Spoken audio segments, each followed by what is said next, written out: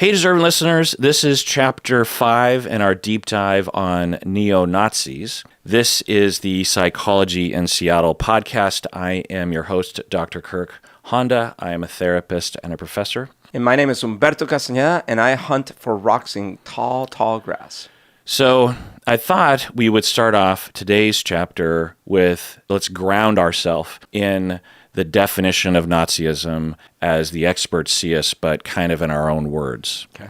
Because I think even for myself, before doing this deep dive, I might have had a hard time exactly defining it. When people use that in rhetoric in the news or on Twitter or something, I feel like it means a lot of different things, but I feel like it's important to specifically define it. And neo-Nazis are adherent to these ideas.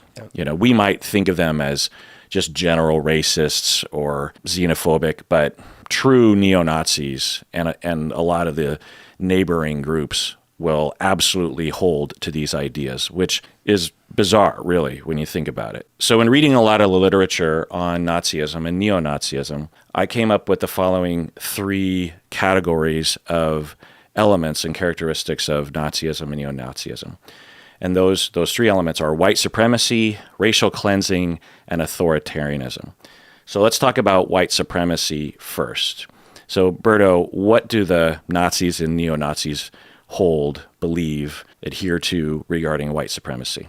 Well, as we mentioned in previous episodes, the actual Nazis in Nazi Germany, their belief was somewhat supernatural, that they were descendants of a superior race of pure, quote, Aryan ancestry, even though that was a misnomer. And that therefore they were, ideally to be kept within that race and not polluting the blood and blah, blah, blah. So that was the belief. More generally, though, because I think most of the modern neo-Nazi movements or racist white supremacist movements in this country, they don't necessarily hold, well, some might, but they don't necessarily hold the same mystical, supernatural beliefs, including Atlantis, et cetera, but they definitely believe that the white, Aryan, Caucasian brand of skin color and other traits is just better. It's smarter, it's more accomplished, it's more capable, and it's just nicer and funner or whatever, and therefore everyone else needs to not be there. Right, okay. Yeah. So then the second idea here is racial cleansing. And this has a lot of different elements to it. I wrote down some of what the experts will talk about in terms of white purity, meaning that there's no non-white blood in one's veins, so to speak. Yeah. So they would hate you and I. They would hate you and me. And also the idea of eugenics. Can you explain eugenics? Oh, and sorry, and by the way, I would have already been in trouble because my ancestors being from Spain, the Spanish whites would have already been like, oh, well, they're not quite as Aryan as we want them to be. And now they've gone and mixed with these like neo-Asian races that, right? Like that would be bad. Anyway, sorry, what was your question? Explain eugenics. Oh, eugenics. And I guess how the Nazis saw it. Ironically, there were these like hardliner and then non-hard. What's the opposite of hardliner? Softliner. There were more moderates in the Nazi movement that thought that, well, the way to achieve our racial purity and our ethnic cleansing and kind of our white power is through breeding. So as long as we don't allow the bad races and the lesser individuals that have afflictions or mental disorder, whatever, if we don't allow them to breed, we have to like stop that, like by any means necessary, then we'll be fine. It might take a generation or 2, but we'll be good. And those were the moderates. That was the compromised, like, hey, we're not here to, we just want to castrate all of you, Right. Yeah. Right. I was going to say. We just want to sterilize. Right. We just want mass sterilization. But we're not killing you guys. Right. We just don't want you to breed. Right. Because, Yeah. I mean, Yeah. Right. So the history of eugenics is complicated, of course, and predates the Nazis by decades. And I have a limited understanding of that history. But the way that I interpret it, and there's no way to know why it became a movement that was so popular. It was very popular around the world, particularly in the white world, in South Africa and Europe, United States. And I interpret it as, there was a time when the majority of humans worked on farms and would have a lot of contact, daily contact, and dependence on genetics regarding their livestock and their crops, right? There would be a strain of wheat that would be more susceptible to rot, or there would be a breed of cow that had twice as much milk production, right? Centuries and centuries of successful experiments, basically, right, with animals and vegetation. Right. Yeah. Prior to understanding anything about DNA or biology in that way, there were a lot of successful inadvertent, like with dogs, for example, and more advertent, like with wheat and corn and that sort of thing. And it was kind of intuitive to them, meaning all those previous generations, that, well, I don't know, I seem to have grabbed this animal that looks this way, acts this way, and I this one, and they both similarly trait, and their kids happen to have similar. All right, that's how it works. Right. Without knowing the DNA piece, you didn't need to know that part. Right. Yeah. And so you could argue that our entire civilization is based on this technology. Yeah. Us becoming a non-hunter-gatherer society that could build cities and societies and fund science and research and armies and governments is all dependent on agriculture, which depends on this idea and this knowledge. And like I said, the vast majority of humans were involved some way in this technology daily. Everyone basically understands this idea and lives within it all the time. And then you have the emergence of industrialization and of the ability to travel more freely between areas and regions and nations across oceans. And you start seeing this mixture of different, shall we say, people from different regions, because the word race is problematic because we're all the same species. Right. So you have this mixture, and you also have wars, and you have poverty because of industrialization, and you have all these social ills. You have, the bubonic plague, and you have the Black Death, and you have the flu, just a lot of concern about outsiders and jobs and economy and war.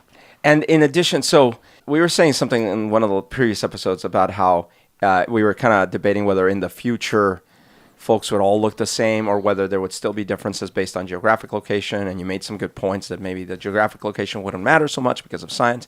But in the past, not only did the different geographic location matter for developing more pigment or less pigment and other attributes, but there was also, because sections were isolated from each other, there was different language, there were different cultures, there were different, norms and things. So there were so many reasons, and this is still true today. It's just like it's a little less, but so you're sitting there in your little country area, and you all kind of look, not the same, but you look similar, and you all follow the same traditions and culture, and you speak the same language, give or take. The same God. Same God, so exactly. All of a sudden, these people come, and they don't quite look the same. They definitely don't speak the same. They don't even believe in the same God. Everything's different. So it's not only challenging, and so, yeah, like there's the surface level, because a lot of times people, will say, well, it's just the skin color, and it is. But to these ideologies, it's way more than just the skin color. It's the whole package. It's the whole enchilada. They don't like. They want their little corner of the world intact and pristine without those polluted elements. Yeah. So there's nefarious, evil elements to this, and there's just normal reactivity of, hey, I don't understand you, or no one understands me. Yeah. If you wander into another area where no one speaks your language, it's very inconvenient, So there's some normal aspects to it and some evil aspects to it. And then you have the coincidence or the circumstance or the random nature of the geopolitical industrial complex of the 18th century or the 19th century. And you have, by chance, a lot of white people and nations and governments and groups have a lot more power than other people. There's this emergence of colonialism and everything, hence you, because you emerge from Spanish colonialists in South America. And me, I'm half white, and all my white ancestors came to North America. And so you have this concern with what's going on with poverty and with crime and with difference and ideas of intelligence and culture. The white people, of course, we all know this, that they would look at the Native Americans and in South America and in North America as being savages, unintelligent, different sorts of creatures, a different species, right? They're not really human, they're subhuman, or black people, they're subhuman, they're not actually human. And then you have slavery, of course, which, correct me if I'm wrong, did involve some genetic manipulation. They would... Oh, yeah, right? Absolutely. Like, as you know, the slave trade and the buying of slaves was like buying cattle. And buying cattle absolutely involves eugenics and absolutely involves picking the best specimen with the best attributes and then having breeders and having, of course, yeah. I mean, do you know if that was specifically discussed? Like, okay, that would be a good person to breed with this other person because of this attribute? Yes, 100%. Okay. Yeah. So you already have eugenics occurring, meaning the purposeful, I don't know the exact definition of eugenics, but I should probably look it up. But to me, if I was to take a guess at it, I would say it's the purposeful manipulation of human attributes and DNA and, the study of how to arrange reproduction within a human population to increase the occurrence of heritable characteristics regarded as desirable, And it's interesting that, in there, the definition is like specific to humans, but that must be or is there a more broader term that applies to all organisms? Like, I think it's just breeding. I'm not sure. Yeah, okay. Yeah. But in either case, even today, we actually do eugenics by policy, even in this country and in many countries. For example, you're not allowed to marry a direct relative. And the reason you're not allowed to marry and breed with a direct relative is because we want to prevent genetic defects in that case, right? Wow, yeah, I hadn't thought about that. Absolutely. I imagine that there were people, say you have some richer landowner in the United States who is maybe a leader, maybe a politician, and is struggling with trying to solve certain problems of racial tensions and of crime and of poverty. Because you don't know anything and the research isn't available, or you just make up your own ideas based on bias, you start thinking of, well, if we could only just how do we get rid of poverty? Well, we can do these kinds of things. How do we get rid of crime? We could do, but the white people, this is all false, but it's the perception. White people, they don't commit the crimes and they don't become poor people. They don't become degenerates, or maybe even not even white people, just certain types of people, refined people, intelligent people, smart people, regardless of race or whatever. Then you can imagine someone thinking, well, when it comes to like horses, we will tend to breed horses that are easier to train. And when you get a horse that's really wild and hard to train, we tend not to want to breed with that horse. Well, what if we just did that to humans? And it might not grow into an idea of genocide or of wiping out an entire gene pool. It's just a kernel of a thought of like, what if we could create the perfect society? And there was a lot of talk around this, the perfect society. How do we build it? One that is this, golden city on the hill that has it all: no crime, no poverty, everyone's smart, total literacy. And so you can imagine someone having that thought without any evil in them. Yeah. Now, they wouldn't have the ability to enact any kind of policy, but you could imagine someone having that thought. Now, of course, you take that thought and run with it, or you have a fascist government that wants to galvanize their population and will fearmonger, then you have World War II and you have the Nazis and you have the Holocaust. I mean, you're kind of drawing Venn diagrams, and there are definitely those people, right? The catch is that like the Hitlers and these folk, they do, in fact, they would probably be like, yeah, that's all I'm trying to do. And you're like, oh, wait, maybe we have a misunderstanding because you like rounded up all the people kicked out of mass murder. Oh yeah, no. Well, duh. Like what you're describing is definitely what I want to do, but we're certainly not starting with any of those races. Like that, we just get rid of those. Forget eugenics. Those we just wiped out, or either at least kicked out, if not just fully out, wiped out. Now we're talking about like within our little German population, we're going to do eugenics. Because guess what? The blonde hair is better. And I see a lot of Germans with dark hair. Don't look at mine. And blonde eyes or blue eyes are better. And we know what's superior and symmetrical. And that's what we want. We want carbon copy, genetically defective, essentially inbred populations of people. But that, so it's funny, or not funny, it's horrific, but it's funny that what you're describing is, I swear, if you had interviewed Hitler or any of those people, they would have said, yeah, no, that's all we're trying to do. We just want a better population.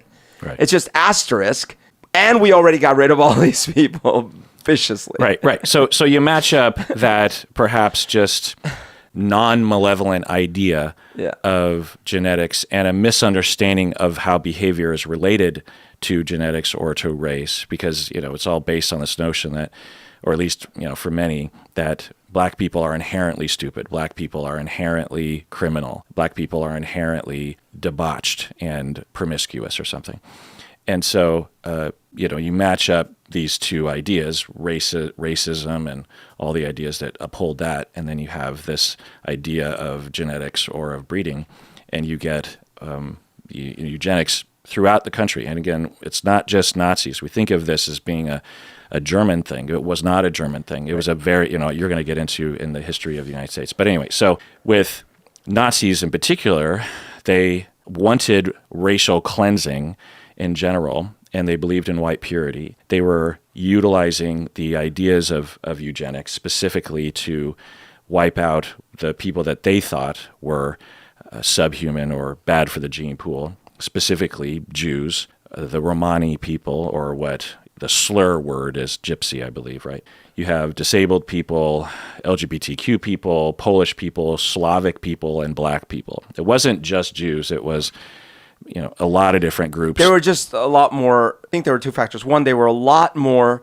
focused on the power that Jews could wield, whereas all those other groups you mentioned were definite minorities and didn't have any power. And not that the Jews had a whole bunch of power, but at the very least before World War II, Jewish families were starting to thrive in their own way. They had, and even though they were denied a lot of certain professions, they had banking and they had arts and so this was a threat. Yeah. Yeah. So I thought we would talk about the third major element of Nazism. In addition to white supremacy and racial cleansing, we have authoritarianism. And we can use words like nationalism or fascism, and to be specific about what fascism is, because it's another word that I think is thrown around a lot in today's Twitter sphere. And I want to drill down on exactly what is fascism. So I'm pulling this from Umberto Eco, who is an Italian historian and philosopher who actually died recently. He wrote a famous essay on the 14 points of fascism titled Eternal Fascism that was published in 1995. So the 14 points, and this is just a brief overview of them. We have the cult of tradition. Umberto talked about this, not Umberto. Well, Umberto Eco, Yeah. Umberto Eco and Umberto Castaneda talked about the cult of tradition, specifically the idea of cultural syncretism, which is the cobbling together of various past traditions. You talked a lot about that, one of the past chapters. And so apparently for fascists, it's almost always the case that they will cobble together various past traditions as a way of galvanizing the cult, as a way of telling a narrative that justifies the authority, that justifies the in-group, out-group differences. And also that Umberto Eco talks about how often this cultural syncretism is wildly contradictory internally, and we talked about that with this whole idea of Atlantis and the Aryans. What were some of the specific contradictions with Nazis? Yeah, so for example, the fact was that the Atlantis myth that they co-opted was, let alone that it was likely never even a thing, like it was probably just an allegory from Plato. But even the folks that believed that it was a thing, the common belief was that it was in the warmer areas of the world, and it was populated by dark-skinned people, and yet they had somehow like made it, no, but we're from Atlantis, and because we look like this, they must have looked like us, but even better, right? Also, the whole Aryan race thing, where they're like, well, yeah, I know they call themselves the Aryans, but actually, we read this one little passage that says that there were invaders from the north that were white. We're the true Aryans. Like, also, why do you need the term? Like, why not just come up with a new term?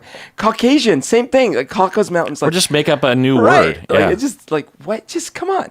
Yeah. Because Aryans specifically were from a region of the world in which they would not be light-skinned or blonde-haired. Right. Right. Exactly. They're towards India and Tibet. Right. Yeah. Yeah. And so, there's stuff like that. But it's essentially, and then, the Christian part. Like, we're Christians, a Jewish religion. And Christ was Jew, but we hate the Jews. But, it's like, right. But it's little, like you're saying, like, well, we'll grab this piece, and we'll grab this piece, and we'll grab this piece. And it'll kind of make sense. Right. And all in the purpose of trying to tap into ideas that people already kind of know. Yeah. And tug at certain strings within people. Because if you just make up a whole new religion with no familiarity, people are going to be like, huh? I always think about QAnon with this, because QAnon emerged out of nowhere in the mid-10s, right? Mid-10s, early 10s. Yeah. And it is a bizarre cultural syncretism of America. Yeah. You have the Illuminati, you have Christianity, and specifically like dark medieval Christianity. Because if you just look at Christianity fundamentally, there's no discussion of demons, or there's some discussion, but not in the way that eventually in medieval Europe they started to this talk. is full on, like, no, demons are real, they're here. That's a demon right there. Yeah, right. And it's like a Marvel movie of some kind, with like battles and swords. And in fact, there are like heroes and anti-heroes. Right. And then, the satanic panic, and you have satanic ritual and blood sacrifice and a little bit of biology thrown in there, of like the... you also have like... What is it? The Thetans or whatever they have in there? Well, the But in the Q movement, there's something like that? The blood that they drink. That makes them... Sorry. The adrenochrome. Adrenochrome. Yeah. And, right. That's right, because they're trying to live forever. That's why Hillary Clinton looks younger and younger every day. That's why Biden, it's great, right? Because Biden is supposed to be drinking the midichlorians and the thetans from the little babies to live forever and get younger and younger. But they also say how old and decrepit he is and how he can't even form a sentence. Right. So it doesn't appear to work very much. So so we'll get into that actually in the other 13 elements. Okay, so you have the cult of tradition, and then the second thing here is the rejection of modernism, meaning the rejection of the Enlightenment, of science. Yeah. And the way that they typically would talk about it is that ever since the Enlightenment, or ever since modernism, Western society has descended into depravity. And I suppose for neo-Nazis, it would be something like ever since civil rights or something. It might not necessarily be the Enlightenment, but... Right, especially because kind of key differences and I didn't deep dive, so I don't know enough about Mussolini, but I do know that he came first, and Hitler idolized what happened in Italy, that they took over by force. He tried to do the same. It failed. But however, there were some key differences, because the Nazis, especially Hitler, but all of them really, were obsessed with culture and science. Like, they actually valued like high art and high music and all these things. And they believed science was very important to their plans and their future victories and things like this. But kind of like what you're saying is like they also needed to make sure that the cultural parts, like the traditions of the German proper folklore, the songs, the flags, the foods, all that stuff, that was what we needed to preserve, because ever since all these people have arrived, things are getting ugly, streets are getting ugly, everything's getting ugly. The third thing here is the cult of action for action's sake. And they describe this as action is of value in and of itself and should be taken without intellectual reflection. The fourth thing is disagreement is treason. And this is a cult mechanism as well. The other element here is fear of difference, which fascism seeks to exploit and exacerbate, meaning that people tend to have a fear of difference either naturally or because of culture, and fascism will always capitalize on that fear. Also, the appeal to a frustrated middle class, which you will hear politicians of all walks of life will tend to do. Right. It's like the squeezing of the middle class or the oppression of the middle class, or there's no more middle class anymore. So the other element here is the obsession with a plot, meaning that the enemy is plotting against us, and so we have to be vigilant. Another element is the enemy is both strong and weak. Right. That's what I was saying about Biden. It's like, he's this devious, like, head of the worst mafia family in history and eating babies to stay alive and young. He's also decrepit and he's lost all his marbles and he can't form a sentence. Exactly. Another element here is that pacifism is trafficking with the enemy because life is permanent warfare, meaning that there must always be an enemy to fight. Right. Because without an out-group, then you don't really have an in-group and you can't control the masses. And really, you could argue for a majority of Americans after 9/11. 9/11 was utterly terrifying. Yeah. It seems quaint because it's so long ago, but at the time, we've talked about this before, just how utterly scary it was to think that airplanes could just be hijacked and used as missiles to kill people and destroy. I mean, it just felt like at any moment they were going to get us, right? It turned out not to be the case, but that was their purpose. Felt that way. That was their purpose. They did that in an effort to scare us, and it fucking worked. And in that moment, the approval rating for George W. Bush skyrocketed, meaning that a lot of Democrats, people that hated him and voted against him in the election the previous year, or even, you could argue, I guess it was 8 months prior or 10 months prior was the election. The country was divided. It wasn't, you could argue it's more divided now, but it wasn't like we were all kumbaya in the past. And yet a lot of people after 9/11 were standing behind and approving of George W. Because when you have an out-group, then, the enemy of my enemy is my friend, right? Yeah. So all of a sudden we're thinking, well, I hate George Bush, but I don't want to die from terrorism because of whatever sort of threat this Al-Qaeda is. That was the first time I'd ever even heard of Al-Qaeda. No, I guess I'd heard of Al-Qaeda prior with the other attacks. Most of us hadn't. Yeah. Right. And so when you are trying to control and you need authoritarianism to work, then you need your people that give you power to love you regardless of your views or their own lives, because they're terrified of a threat that you have defined and made, by the way. Right. Imagine if we could make the out-group global warming or greedy bankers or master criminal worldwide, actual criminals that are, or ticket master. Well, and along those lines, there are groups that will do that. There are eco-terrorists that you and I would agree with some of their points, but not of their tactics of using letter bombs to blow up professors. I mean, the Unabomber was actually along those lines, right? I mean, he was a techno-terrorist. Yeah, he felt that technology was going to doom us all. Yeah, and I'm guessing there's some points in his manifesto that you and I would say, like, well, actually, that's true. But it doesn't mean that you can like just, send letter bombs to professors and other kinds of people. Right. That's not okay. Right.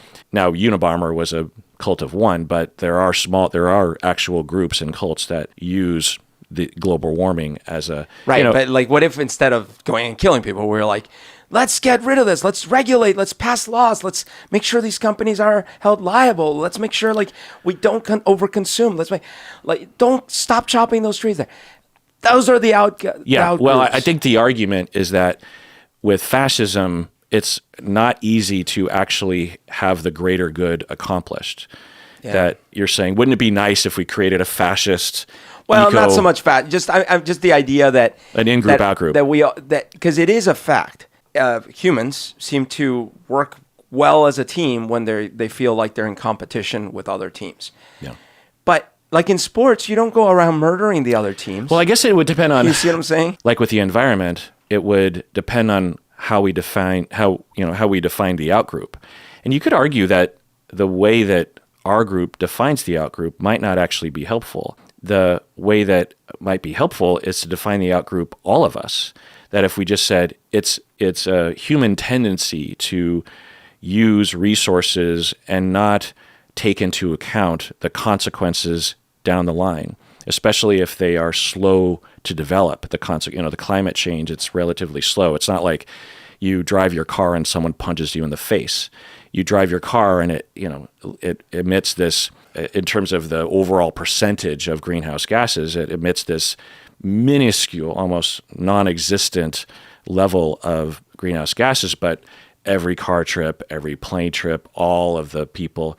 And so who do you make the outgroup? Because we're all doing it. So you could say the outgroup should just be that way of thinking, or including other policies, because that's kind of how I see it. It's not like there's this enemy that we need to attack. It's the way that systems and humans, like when you really zoom out, like when aliens look at us and analyze why we are descending into environmental disaster, I don't think they would necessarily point to a particular political movement or a particular group of people. I think they would say, all y'all, due to your lack of group intelligence or systems thinking, have a tendency to veer in a particular direction when you aggregate every behavior and every knowledge point and the current state of technology. It's not a particular group. Of course, there are groups that are not helpful, corporations and paid-off politicians. But anyway, so the other point here is that they have a contempt for the weak. So every member of society is superior to outsiders by virtue of belonging to the in-group. So for the Nazis and for other fascist groups, you don't have to achieve anything. You're just automatically within our in-group. You're a valid member because of the identification that you're white and you're a part of the Aryan race.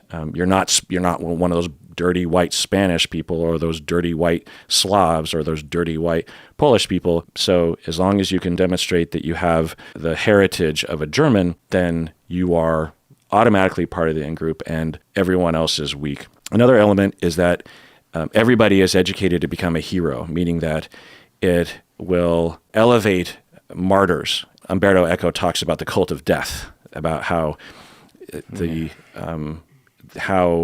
hero and how the strong will sacrifice themselves for the greater good. And of course, the people in power never have to participate in that death. It's always just... It's like suicide bombers. Right. Another is that they have this idea of machismo and weaponry, which is self-explanatory, but also anti-women, anti-gay, anti-pacifism, anti-intellectualism. Also, the idea of selective populism, meaning that the people are conceived of as a monolith, having a common will. Our people, the Aryan people, the Nazis, right? We have one way of thinking and no one else disagree. None of us in this in-group disagree with that. You'll hear politicians, and really on various sides of the political spectrum, you'll hear that. We believe this, right? It's a way of trying to establish in-group, out-group. It's a way of trying to alienate people that might have a different point of view or a nuanced point of view. It's a way of defining the in-group. And if you consider yourself to be an in-group and you hear like this we thing, then you're thinking, uh-oh, I'm going to be ostracized if I don't adopt that point of view. Yeah. So I better start adopting that point of view. And there's a lot of other elements within this selective populism. So fascists use this concept to delegitimize, democratic institutions that they accuse those institutions of not representing the people. They define what the people want, and the people listen. And because of the enemy, they say, "Well, I guess we have to believe that." Anyway. Yeah. And then the final 14th element is that fascism will create newspeak. 1984 newspeak of using limited vocabulary as a way to try to limit critical thinking and to try to appeal to the everyday person, the everyday citizen, right? And when you read all of these elements, MAGA, anti-woke. yeah, I mean, it gets freaking scary, right? Save the babies. Because one of the things that I remember, and of course I'm not the first person to point this out, is with Trump, the way that he talked, it was very limited in vocabulary. Yeah. And you just wonder, did he read this essay and just follow? I always just wonder, does it just naturally occur to people that it works? Because fascism works is the thing. That's why people do it. Well, remember his ex-wife said he did keep a book of Hitler quotations next to his bed, and he read it, and speeches. Sorry, Hitler speeches.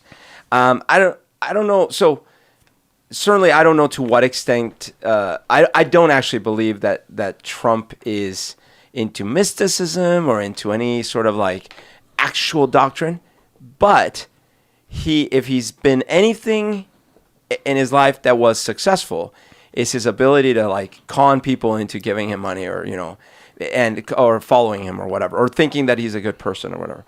And I think that is it's got to be a combination of paying attention to things like that and his own innate ability to do so. I think all that stuff. Now, I also don't think he's got an extensive vocabulary. He's not well read, any of those things, but it doesn't matter. So when we all make fun of like when he says like, well, we're very strong with the nuclear or whatever, and we're like, what? How? That's not afraid. Like, don't say it like that. There's a base that goes, okay, I can relate to that. Right. I don't need them fancy words. Like, right. I don't need the college educated. I want someone who can relate to me and my problems. And if we know anything, is that Trump really cares about the little middle class person and is really trying to help us. Right. Yeah. Yeah. So quickly going over some terms, I wanted to define Nazism so that moving forward, we have a foundation to discuss neo-Nazis of today. But also I wanted to just throw out some terms because we have been using a lot of different labels for Nazis, neo-Nazis, white nationalists, fascists, white supremacists, and right-wingers. So there's other words that we could use too, but all of these words are referring to different groups of people, but there's a lot of overlap, right? Neo-Nazis, they might not necessarily be nationalists, but they probably are. They're definitely white supremacists, right? But not every fascist or white supremacist is a neo-Nazi. Not every right-winger would be defined as a neo-Nazi, particularly by themselves, but they typically are. So do you know where right-wing comes from exactly? The right wing? No, I don't. I didn't know either until I looked it up. It derives from the political assemblies of the French Revolution in the 18th century, end of the 18th century. And in the room, you had these people on the left and people on the right of the room. And the people on the left supported the revolution and more radical political ideas and change. Progressive. Okay. And the people on the right supported the monarchy and traditional institutions. And that's where the right and left came. Right. Not to mention that the right historically was the right was the good hand. Do you know that in Spanish and Latin, I guess, the right is diestro or diestra, and the left is siniestra. And the word sinister came from that. Mm. The left is sinister.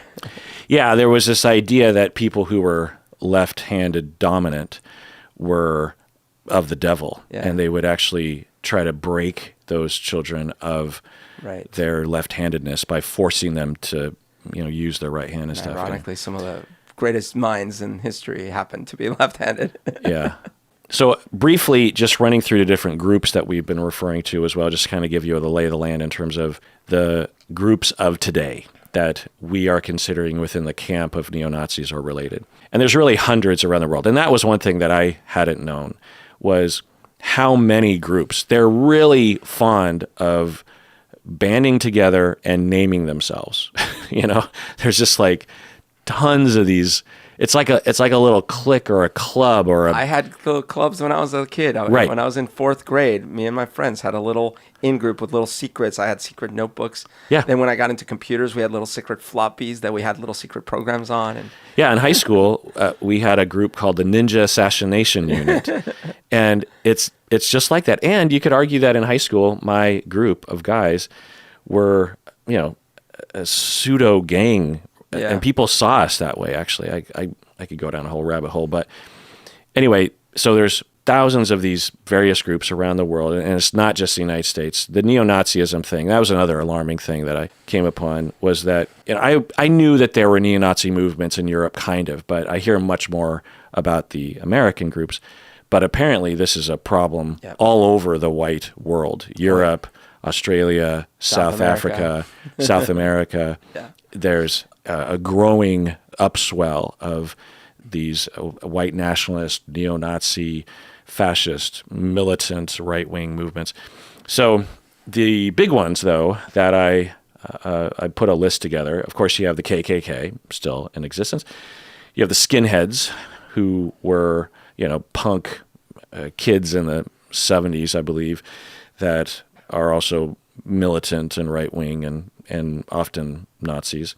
You have the National Socialist Movement, or NSM. That's a current group of people. You have the Proud Boys, who are right-wing and extremist and violent and have all the belief systems that you would imagine that they would have, in addition to being anti-mask and anti-vaccine more recently. And a large percentage of those who got arrested for the January 6th, what are we calling it? The attempt to overthrow the government? yeah, the insurrection. Yeah. A large percentage of those folks were Proud Boys because they were heavily involved in the planning of all that. You have Identity Europa, I believe. It's a V instead of a U, so I don't know exactly how to pronounce it, but I assume that's one of the movements. Now, they were formed after the Unite the Right rally to the American Identitarian Movement. You have another large group, which is the Atomwaffen Division. Have you heard of them? Oh, yes. I've got many notes on them. Yeah. So these are people who want to try to collapse our civilization because they believe that we are depraved and run afoul of the foundation of human dignity or something. You also have the Nationalist Front. It's another large group. It's sort of a loose organization of other neo-Nazi groups. That was another thing that was kind of confusing. It's like in the past when we were kids, you had the KKK, right, and maybe other neo-Nazis and white and skinheads. Maybe that was it. But now it's because we were talking about in a previous chapter that if you believe that you have all the answers and you're completely intolerant of discourse and conversation and influence, then small differences between two charismatic leaders will lead to, at the very least, non-cohesion, right? And maybe even infighting, right?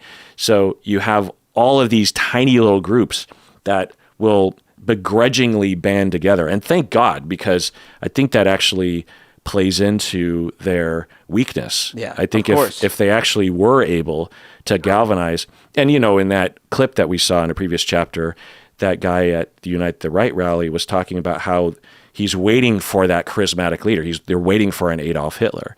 And he was talking about how Donald Trump might be that person, but probably not because he let his daughter marry a Jew, right. That whole thing. So God help us. I mentioned that interview with the KKK leader must have been the 70s, where he was like, well, we're not Nazis. And there was that feeling of like, because, to be clear, the Nazi movement was a German nationalist. And to start with, it wasn't even the little German boundaries that they had when the thing started.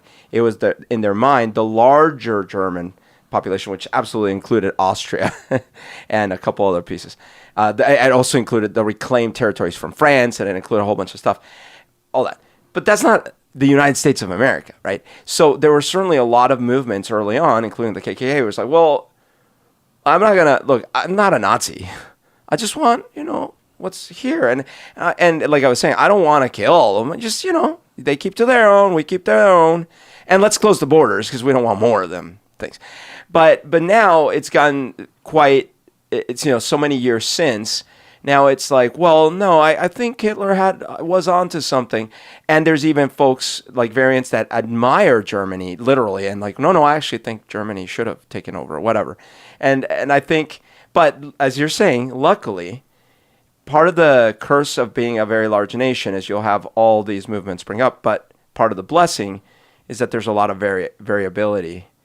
And hopefully that variability makes it so that the coalescing into one monolith is hard. Yeah. And hopefully impossible, but... Yeah. I think about how in Dungeons & Dragons, they will have the alignment system. You have right. the axis between good and evil and the axis between law and chaos. Mm-hmm. So you can have someone that's chaotic good because, that's like a Robin Hood person. Then you have someone that's lawful good. That's like a police officer. That's a good police officer, someone that follows the law. And then you have someone that is lawful evil. And the common example here is like a mafia member. They follow a code and there's a rule of law within evil. Like right. they want to rules. They have specific things they can and can't do. Right. And they're much more likely to be cohesive as an organization. Right. But then you have the chaotic evil, which are individuals that want to do evil, but they don't have any sort of code and no loyalties, and they tend not to band together. It's more like full-on nihilists or total selfishness or... like some extreme libertarian positions. I guess. Yeah. Well, where they really believe like there shouldn't even be a government. Right. So we would say they would be on the chaotic side. You can have good libertarians and evil libertarians, I suppose. But with chaotic evil individuals, they are very easy within the Dungeons and Dragons system to fight because they don't band together. So we have the Nationalist Front, which is a loose organization of neo-Nazis, other groups. We also have the Aryan Nationalist Alliance. We have also the Aryan Nations. And we also have the Oath Keepers. So do you know about the Oath Keepers? Yeah, basically the oath as in preserving, because a lot of the things started related to the borders too. And they wanted to basically enforce the borders. And so if I remember right, they would go down with guns and like patrol to make sure that no one would get through. Yeah. In between the chapters, I've been doing more investigation, deep dive wise. And you probably came across this, and we'll get to this when you get in your notes, but the proliferation of neo-Nazism and white supremacy and fascism within the ranks of the military and the police. Yep. Yeah. And that is scary stuff. I hadn't known that. I mean, of course, I knew that some police and military folks were neo-Nazis, but there are some therapists that are probably neo-Nazis for all I know. It's just the bell curve. But apparently there's a disproportionate number of military and police who are neo-Nazis and extremists, not just like slightly racist, but like wanting to overthrow the government. There were a number of January 6 individuals who were military and police, and sometimes current military. Right. With access to military grade weapons, and there's a lot of stealing of these weapons. Some of these groups, because of their ties to the military, their members will just walk out of the base with equipment and a lot of equipment, and materiel. The worst part about it for me is first of all, because they've been trained in the military, right? So a lot of these folks are trained military, ex-members or sometimes active members. Two, there was a huge investigation done that concluded that, that there was an absolute problem in the military. The guy who did the investigation was essentially like shut down, and he's no longer actively working for, I think it was the CIA, and a lot of the right wingers are actively working to shut down any investigations into that in the military. Right. I mean, it'd be one thing if there was a problem in the military with neo-Nazis and the government was a united front against that. It, yes. But it appears that it's not. It's not. It appears that there are people in power that are preventing all sorts of things, not just that movement, but also journalists from looking into it. And so the Oath Keepers are a lot of military and law enforcement people, And the oath that they're referring to is their oath in the military. Typically, you will hear, I don't know the legality or the specificity or the validity of this, but you'll see in movies that there will be a soldier that will be given an order by their superior, and the soldier will say, I can't in good conscience follow that order because it contradicts the Constitution. Like if a superior in the military told a soldier to torture the enemy or something, or to kill an innocent,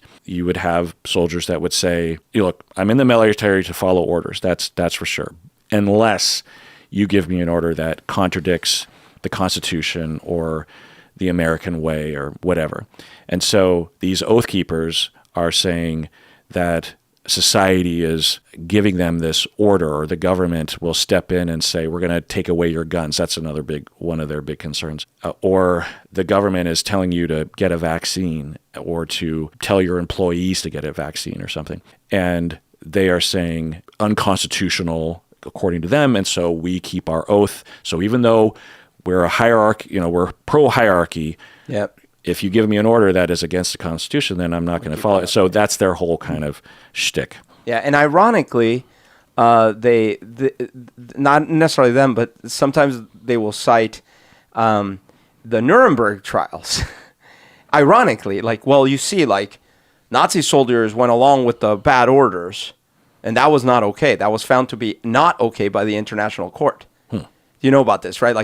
Because the claim was all the Nazis that first went to trial, they were all saying, hey, I was just following orders. And the Nuremberg trials found that, that's not okay. Just because you were following orders does not excuse it. So there's two things with it. One, then that gets used as you see, that's not okay. The Nazis, that was not okay for them. So therefore, I'm not going to follow every order. If the order goes against my core oath, right. I'm going to stand in the way. Right. You would probably find someone who literally is a neo-Nazi and is pro-Hitler and all the things, and at the same time an oath keeper who adheres to that notion that those people that went along with the Nazi orders were wrong to do so. Because which one are you going to pick? Because as we said, there's all sorts of cross-sections. You can imagine I'm going to put out on a limb. Most of the folks that are members of these organizations probably still feel that if they believe that the Holocaust happened, that full-on internment camps where they burn millions of people is too far. And therefore, again, if they believe that it happened, right? But they might say I don't think it happened, but if it did, that would be bad. Because, there's a lot of cognitive dissonance, right? So they're like, no. Listen, we're actually the good guys. We are Christians. All they say, we just don't want our country to blah, right? And therefore, it's easy for them to. I've heard this all the time in a lot of the interviews I watched and on the research. Folks that are actually full-on white supremacists, and they'll still say the other side are Nazis, right? They'll accuse the other side of being Nazis. So that's the one part. The other part is that it's actually really confusing because how do you disobey an order? So they actually seem to stand on a good soapbox about this. Listen, you can't just blindly follow orders. And yes, I know that I'm supposed to have fealty to the president, but not if it goes against the bigger, greater good. Mm-hmm. So it's they have almost a legitimate argument in their minds, Yeah, absolutely. Yeah. And we talked about in a previous chapter how some of them in interviews will say very nice versions of neo-Nazism. Look, we're a peaceful group. We don't want to kill anybody. But you go into the Discord server and there's no talk of peace or working together or anything. It's a lot of kill them all and burn them all and that sort of thing. Another group are the 3%ers or the 3% or something. Do you know these folks? Yes. Yes, but I forgot what the 3% was. But I know that they're another movement that basically believes that they need to be there. They need to be there to defend the core constitution and all that. Right. Yeah. It refers to apparently there were 3% of Americans that fought against the British during the Right. Yeah, it goes back to the British Revolutionary War. And you can see that being an inspirational title, right? Yeah. It doesn't take many people to overthrow tyrannical government, right? And the British government and military was, the biggest in the world, or at least one of the biggest at the time. And you had this small colony, and only 3% of them. So they're huge Second Amendment. All of these are, but right. they're especially because of that tie to right. the revolution. Now, I want to be clear that these groups, these are not just neo-Nazi light or militant light. These groups are terrifying groups. They train. Yeah. They have huge areas of land where they train. And by the way, the videos of them training, it just looks like war recreation nerds, Yes. It's scary, but at the same time, it just looks like cosplay. It is. Because, they're busting doors and throwing flash grenades. Right. And they have all the accoutrement. And I'm thinking, when will this come into play? Exactly. Well, but that's just it. The scary thing is that as much as it does look funny, none of us, when was the last time you went and trained for these things? Never? Yeah. Right. So, yesterday. A lot of us, most of us on the left, think that it is ridiculous, but we don't have that kind of training either. Yeah, right. When I was watching the footage, I had those two reactions. Yeah. On one hand, I'm like, my God, these guys, they have a lot of firepower and they're dying to use it, and they have a target in mind. Yeah. On the other hand, they're a bunch of middle-aged guys out of shape, by the way. That's the sad part, right? It's sad in that, there's two perspectives. One is we all do weird things for fun and to pass the time. Yeah. So I guess fine if it's a hobby, but at the we same know time, it's for fun and it's a hobby. Yeah. If we're playing like paintball, which I guess we're not. I play Age of Empires with my brother, where I'm defeating other civilizations and killing everyone. Yeah, and I know it's just a game. Right. It's for these guys. They believe they're preparing for the end times, or I don't know. I'm just trying to think, like, what room are you going to be throwing a flash grenade into and clearing the way that you would in the actual military? Anyway. Oh, I have an idea. What? Okay, here's what I'll do. So when it all breaks out and they're all like, okay, now our training's finally gone, I'll go online. I'll be like, hey, I'm an operative too. You can't see my face because I'm deep undercover. But I operate, and I have tons of tactical training of how to lead armies into battle, and like how to manage resources and how to optimize different. So I will lead you all. And of course, it's all my Age of Empires training. But they don't know that I'm going to lead them all to their doom. We're eating elephants or camels. That's right. Yeah.